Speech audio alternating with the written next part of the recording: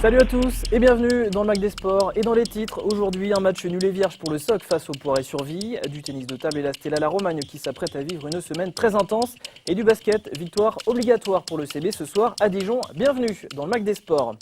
Et samedi soir, le SOC avait donc l'occasion de renouer avec la victoire en CFA2. Après une défaite à Angers et 2 semaines sans jouer, eh bien les joueurs de Richard Bouillard recevaient le Poiré-sur-Vie, des Vendéens qui se sont montrés tenaces. Malgré sa domination, le SOC n'a donc pas pu faire mieux qu'un match nul. Résumé de cette rencontre avec Frédéric Lamy. Il n'a manqué au Choletais qu'un petit but pour faire de ce samedi 7 mars printanier une très belle journée. Mais soit les attaquants choletais ont manqué de précision dans le dernier geste, soit le portier vendéen très inspiré samedi a toujours eu le dernier mot. Quoi qu'il en soit, malgré de belles phases collectives et une domination dans la possession de balle, les Noirs et Rouges doivent se contenter de ce 0-0 et des 2 petits points attribués, un résultat qui devrait faire plaisir aux leaders angevins, facile vainqueur sur le terrain de Bressuire. C'est frustrant parce que c'est un match dont on savait qu'il allait être assez serré entre deux équipes qui sont les plus efficaces défensivement du championnat. Et sur ces matchs-là, il n'y a pas énormément d'occasions. On les a eues, on n'a pas marqué, il fallait en mettre une. Ouais, vous pêchez dans la finition quelques reprises là.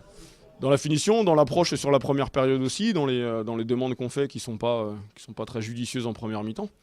Mais dans la finition sur la seconde, parce que les ballons on les a, on entame bien la seconde période, on démarre vraiment sur un temps fort, on a plusieurs situations, plusieurs vraies occasions. Bon, le gardien en enlève, c'est quelque chose, mais il y en a quand même 2 ou 3 sur lesquels on doit marquer, quoi. Si les Choletais n'ont pas trouvé la faille, les joueurs vendéens non plus. Ils se sont créés pourtant quelques occasions qui auraient pu aller au fond. Le nul n'est pas illogique aux yeux de Loïc Lambert, l'entraîneur de la réserve du Poiré-sur-Vie, qui s'en satisfait pleinement après une série de matchs assez ternes.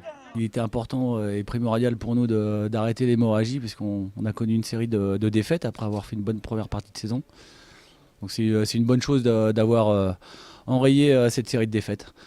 On va se contenter de ce point pris en sachant que sur ce match il n'y a pas grand chose à dire, si ce n'est qu'on a eu pour nous je pense la première mi-temps et qu'en deuxième mi-temps on a été plutôt dominé. Voilà. Donc c'est pas un nul illogique pour vous? C'est pas un nul illogique de mon point de vue. Après, du point de vue de Cholet, je suppose que vu les quelques situations qu'ils ont eues, ils ne se contentent pas de leur match nul. Mais encore une fois, nous, on était venus pour se rassurer en termes de points. Ça ne l'a pas été forcément en termes de jeu, mais par contre, le résultat est plutôt positif pour nous. Tout est possible encore pour les Choletais dans ce championnat. Il leur reste 8 journées pour capitaliser le maximum de points et espérer décrocher la meilleure place dans l'espoir de monter en CFA. D'autant plus qu'ils rencontreront sur leur route des prétendants à la montée, à l'image du Mans ou de Châtellerault. Toutes les victoires seront par conséquent bonnes à prendre, à commencer dès ce samedi 14 mars, à l'occasion du match fixé sur la pelouse d'Avoine, 11e.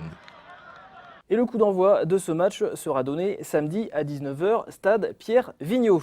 Et en parlant de coup d'envoi, la Stella La Romagne s'apprête à en donner 3 coups d'envoi importants en moins d'une semaine, 3 matchs. Et quel match? Les Romagnons défient Hennebont demain, puis Groudiaz vendredi en ETTU Cup, avant d'aller jouer à Angers lundi soir. Un gros programme, et pour en parler, j'ai à mes côtés Cyril Ciodo. Bonjour Cyril. Bonjour Nicolas. Alors comment on aborde ces 6 prochains jours qui viennent avec 3 matchs à disputer, alors que d'habitude le rythme c'est plutôt un match de championnat toutes les 2 semaines? Ouais, on l'aborde en suivant le temps tout simplement. Demain championnat avec Hennebont, suivi de la Coupe d'Europe vendredi. Et puis l'éternel derby avec Angers lundi. Donc on va prendre les matchs dans l'ordre. C'est vrai que pour nous, la Coupe d'Europe est un peu plus importante que le championnat cette année. Voilà. Mais c'est pas pour ça qu'on va se débarrasser des matchs de championnat. Physiquement, il y a une préparation qui est différente de ce qui se fait d'habitude. J'ai envie de dire que c'est pas trop compliqué pour 2 de nos joueurs, à savoir Tianoan et puis Brice. Ça va l'être un peu plus pour Abdel qui, en plus de ça, doit jouer entre le match d'Hennebont et la Coupe d'Europe son tournoi de sélection pour les championnats du monde. Donc lui, ça va devenir vraiment très compliqué parce qu'il va jouer mardi, mercredi, jeudi, vendredi soir et lundi. D'accord, donc plutôt difficile pour lui. Est-ce que donc, ce challenge, entre guillemets, parce que 3 matchs en 6 jours, c'est quand même compliqué, est-ce que c'est quelque chose qui motive ou qui vous stresse un petit peu, vous angoisse ou... Je ne parlerai pas de stress. Après, ça pose question quand même, puisque c'est vrai que pour nous, on a un match important qui est la Coupe d'Europe. Une demi-finale, c'est quand même pas rien pour un club comme la Romagne. Et entre ça, il y a le championnat par équipe qui vient se greffer.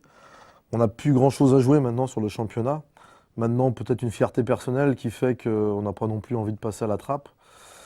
Voilà, donc il va falloir qu'on gère avec tout ça. Bon, c'est pas facile, mais je pense que dans la tête des gars, la priorité numéro 1, ça restera de toute façon la Coupe d'Europe vendredi. Vous êtes 6e au championnat?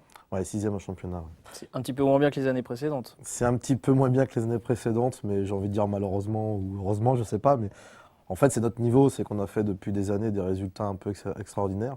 Là, on a retrouvé notre niveau, alors on a du mal à s'y faire quand même. Bon, à nous de faire voir qu'on est encore là et qu'on peut encore redresser un peu la barre. Alors Hennebont, c'est un adversaire qui est tenace, coriace si on veut. Ils vous ont battu à l'aller 4-2. Vous les avez ensuite battus par 2 fois puisque vous les avez joués en quart de finale de TTU Cup avec des joueurs donc gros niveau, Chen, Prokopkov, Kriangar, Obino. Ils ont entre guillemets 4 vrais joueurs là où vous n'en avez entre guillemets que 3 plus Thibaut. Ouais, bah, c'est-à-dire Hennebont, c'est une belle équipe. Hennebont, c'est une vieille équipe aussi comme la Romagne, c'est-à-dire que ça reste parmi les équipes de l'Ouest assez présente dans le championnat de tennis de table depuis des années. La différence, elle est sur la formule en fait. La Coupe d'Europe est favorable à la Romagne puisque nous on a un numéro 1, Tianwan Chen, qui fait la différence la plupart du temps sur cette formule-là. En championnat par équipe, tous les joueurs jouent 2 matchs et eux, ils avaient été très tactiques en fait à l'aller, puisque leur numéro 1, ils s'étaient débrouillés pour pas qu'ils jouent le nôtre. Donc ça va un peu changer la donnée. Peut-être qu'ils reproduiront ça demain, on verra. Ensuite, vendredi, donc, Grudziądz, une équipe polonaise. Est-ce que vous en savez plus sur cette équipe qui ne fait pas beaucoup parler d'elle? Alors, c'est une équipe qui présente 2 joueurs asiatiques déjà à l'intérieur, dont un qui est 70 mondial. Et donc, c'est une belle équipe quand même. Bon, il faut les prendre au sérieux. Je pense que le match est jouable aussi. Une fois de plus, la formule peut nous aider avec Tianwan. Bon, ça s'annonce quand même un match, on va dire un peu difficile, mais vraiment jouable pour nous. Ensuite, on est déjà au 3e match, donc le lundi prochain, dans une semaine. Angers, l'éternel derby, une grosse équipe. Angers, cette année, leader en plus, donc ça va être très difficile. Angers nous réussit plutôt pas mal depuis quelques années. Alors quand je dis pas mal, on ne gagne pas souvent, mais on perd plus depuis quelques années. Et l'équipe qui présente nous a plutôt bien réussi à l'aller, puisqu'on avait fait 3-3. Bon, soyons honnêtes, on aurait dû perdre quand même 4-2. On s'en sort bien quand même sur ce match-là. Mais je vais rester sur notre positif, puisque c'est vrai que depuis quelques années, on les tient souvent en échec. Et tant mieux pour eux, et que ce soit une équipe du Maine-et-Loire qui soit co-leader de ce championnat de Pro A.